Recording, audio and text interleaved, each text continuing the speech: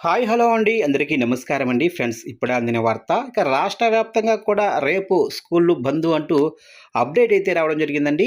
అయితే ఇందుకు సంబంధించిన పూర్తి వివరాలు అయితే మన వీడియోలో తెలుసుకుందామండి. ఎందుకు రేపు స్కూళ్ళు సెలవు ఏంటి అనేది క్లారిటీగా తెలుసుకుందామండి. వీడియో మాత్రం పూర్తి వరకు చూడండి ఫ్రెండ్స్, అప్పుడే మనకి పూర్తి సమాచారం అయితే తెలుస్తుంది. ఇక లేట్ చేయకుండా టాపిక్లోకి వెళ్ళిపోదాము.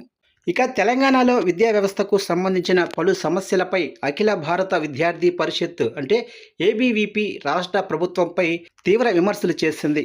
ప్రభుత్వాన్ని ప్రశ్నిస్తూ జూన్ 23వ తారీఖున రాష్ట్ర వ్యాప్తంగా పాఠశాలల బంద్ నిర్వహించాలని పిలుపునిచ్చింది.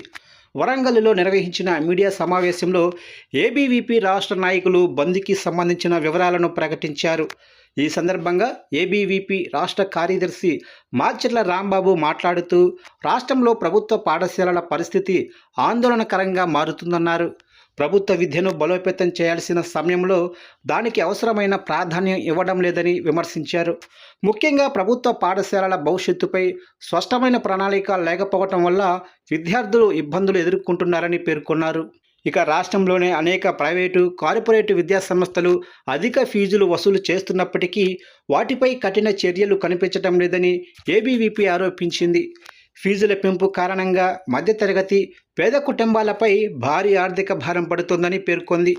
ఫీజుల నియంత్రణ కోసం ప్రత్యేక చట్టాన్ని తీసుకురావాలని, ప్రభుత్వం వెంటనే చర్యలు చేపట్టాలని డిమాండ్ చేసింది. ఇక రేషనలైజేషన్ పేరుతో వేల సంఖ్యలో ప్రభుత్వ పాఠశాలలను ప్రభావితం చేసే నిర్ణయాలు తీసుకునే ప్రయత్నాలు జరుగుతున్నాయని ఏబీవీపీ అభిప్రాయపడింది. గ్రామీణ ప్రాంతాల్లో ప్రభుత్వ పాఠశాలలు మాత్రమే విద్యకు ప్రధాన ఆధారం అని, అలాంటి పరిస్థితుల్లో పాఠశాలల సంఖ్య తగ్గించే చర్యలు విద్యార్థుల భవిష్యత్తుపై ప్రభావం చూపుతాయని పేర్కొంది. అదేవిధంగా ఖాళీగా ఉన్న ఉపాధ్యాయ, విద్యాశాఖ పరిపాలనా పోస్టులను త్వరగా భర్తీ చేయాలని ప్రభుత్వాన్ని కోరింది. ఇక పాఠశాలలు ప్రారంభమయ్యి రోజులు గడుస్తున్నప్పటికీ విద్యార్థులకు యూనిఫామ్ పంపిణీ పూర్తి కాలేదని ఏబీవీపీ విమర్శించింది. అలాగే ప్రభుత్వ పాఠశాలల్లో మౌలిక వసతుల కొరత, గురుకులాల్లో శాశ్వత భవనాల సమస్య, విద్యార్థులకు అందించే ఆహార నాణ్యత వంటి అంశాలపై కూడా ఆందోళన వ్యక్తం చేసింది. ఇక రాష్ట్రంలోనే అన్ని ప్రభుత్వ పాఠశాలల్లో బ్రేక్ఫాస్ట్ పథకాన్ని అమలు చేయాలని, విద్యా హక్కు చట్టం నిబంధనను పూర్తి స్థాయిలో అమలు చేయాలని డిమాండ్ చేసింది. ఇక విద్యారంగంలో నెలకొన్న సమస్యల పరిష్కారం కోసం ప్రభుత్వం తక్షణ చర్యలు తీసుకోవాలని ఏబీవీపీ కోరింది.